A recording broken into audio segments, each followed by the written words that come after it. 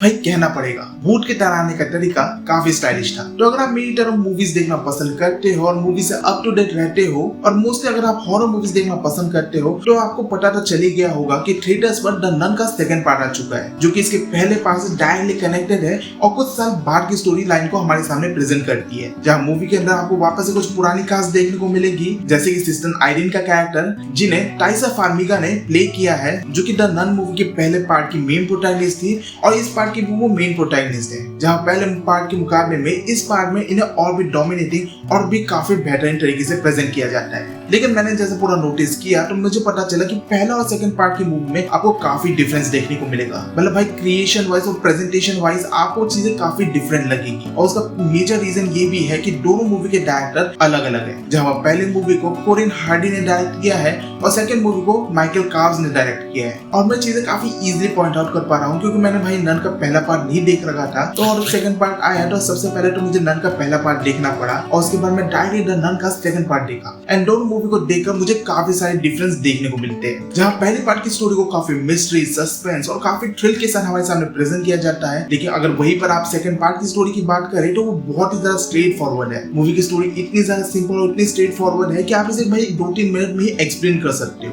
लेकिन हाँ, हम वीडियो के लिए भाई इस मूवी की स्टोरी को भाई एक्सप्लेन नहीं करेंगे क्योंकि वो डायरेक्टली इसके फर्स्ट पार्ट से कनेक्टेड है और हो सकता है कि मेरी तरह भी किसी ने भाई पहले नन का फर्स्ट पार्ट नहीं देखा होगा और अगर आपको सेकंड पार्ट देखना है तो ये जरूरी है कि आप इसका फर्स्ट पार्ट जरूर देखें क्योंकि बहुत सारी चीजें वही से कनेक्टेड है। यहाँ तक कि वेलेक का कैरेक्टर भी फर्स्ट पार्ट में था और सेकंड पार्ट में भी है, तो ये तो जरूरी है कि आप फर्स्ट पार्ट देखिए। इसलिए हम इसके स्पॉयलर्स के ऊपर बात नहीं करेंगे, लेकिन हम मूवी की डिटेल्स के ऊपर हम अच्छे से डिस्कशन करेंगे जहां पर हम मूवी के प्राइमरी एलिमेंट के ऊपर बात करते हैं, जो कि है मूवी का हॉरर एलिमेंट। अगर हम मूवी के हॉरर के ऊपर बात करें तो आपको मोस्टली जंप स्केयर से देखने को मिलता है। घिनौने वगैरह वाले जो सीन्स होते हैं वो उतने नहीं है और काफी आपको जंप स्केयर्स वगैरह तो देखने को मिलते हैं, जो कि देखने में काफी क्रिएटिव तो जरूर है, काफी यूनिक भी लगते हैं, लेकिन वो जंप स्केयर सिर्फ आपको चौंका सकते हैं। मतलब हो सकता है कि शायद आप 1-2 जंप स्केयर देखकर डर जाओ, लेकिन मेजॉरिटी ऑफ जंप स्केयर जो है सिर्फ चौंकाने तक का काम करते हैं। लेकिन हाँ, जिस तरीके से यहाँ पर जंप स्केयर का इस्तेमाल हुआ है वो काफी क्रिएटिव था और इसीलिए मैं बोल रहा था कि जो अपना शैतान का कैरेक्टर है वेलेक, उसका भाई डराने का तरीका काफी स्टाइलिश है, जो कि आपको मूवी देखकर ही समझ आ जाएगा कि किस किस तरीके से वो अपने आप को प्रेजेंट करता है। लेकिन जैसे कि बात है कि मूवी का हॉरर एलिमेंट इतना स्ट्रॉन्ग नहीं है तो क्या मूवी खराब है?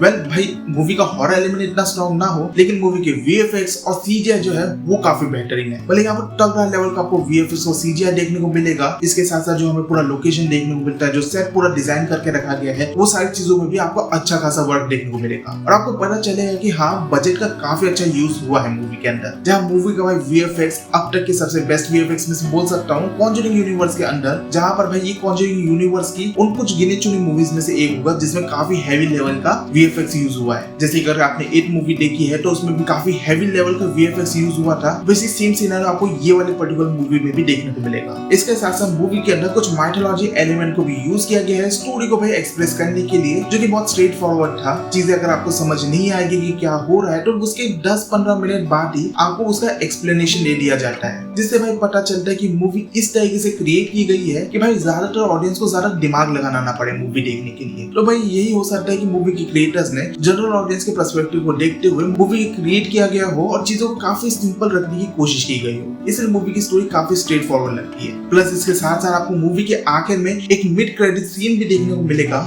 जो कि कुछ ज्यादा सेंस तो नहीं बना रहे थे, लेकिन हाँ, आपको कुछ पुराने चेहरे देखने को जरूर मिलेंगे, जो कि चीजें देखने में थोड़ी इंटरेस्टिंग थी। इसके अलावा मूवी में और कुछ ज्यादा एक्सप्लेन करने को नहीं है। जब आप वेलेक के कैरेक्टर के रिगार्डिंग उसके सारी डिटेल्स आपको पहले ही पार्ट में पता चल जाती है। जहाँ मूवी जिस तरीके से स्टार्ट होती है, चीजें काफी धीरे धीरे चलती है और सडनली जैसे क्लाइमेक्स का पॉइंट आता है वहां से बहुत ज्यादा फास्ट हो जाती है और उसी क्विकली तरीके से चीजें एंड हो जाती है। तो हो सकता है कि शायद आप स्टार्टिंग में थोड़ा बहुत बोर हो जाओ चीजें देखते देखते। जहाँ पर हम इस कंक्लूजन में पहुंचे कि क्या ये मूवी आपको देखनी चाहिए कि नहीं, तो यहाँ पर चीजें ऑडियंस के माइंडसेट और उनके इंटरेस्ट पे डिपेंड करती है। अगर आप उन ऑडियंस में से आते हो जो कि ज्यादा हॉरर मूवीज कंज्यूम नहीं करते हो, जहाँ हो सकता है आपको हॉरर मूवी देखने में डर लगता हो या फिर नहीं लगता हो, दोनों ही केसेस में आप ये मूवी देख सकते हो क्योंकि जैसा मैंने बोला हॉरर के मामले में मूवी इतनी ज्यादा स्ट्रॉन्ग नहीं है, लेकिन बाकी इसकी स्टोरी टेलिंग और एडवेंचर के मामले में चीजें काफी इंटरेस्टिंग है। बिकॉज ऑफ इस वीएफएक्स और जो पूरा लोकेशन है उसके चलते उस कंडीशन में आप ये मूवी देख सकते हो। लेकिन फॉर दोस्त जो कि भाई हॉरर मूवीज देखना पसंद करते हैं और वो भाई अच्छी तगड़ी हाई लेवल की हॉरर मूवीज देखना पसंद करते हैं, तो वो काइंड ऑफ इससे डिसअपॉइंट हो जाएंगे। लेकिन हाँ, अगर आप कॉन्जरिंग यूनिवर्स से कनेक्टेड हो और उसके लोर के बारे में डिटेल जानना आपको पसंद है, तब मैं बोल सकता हूँ कि आप ये मूवी देख सकते हो। जब अगर मैं पर्सनली अपने ओपिनियन की बात करूँ तो मुझे मूवी भाई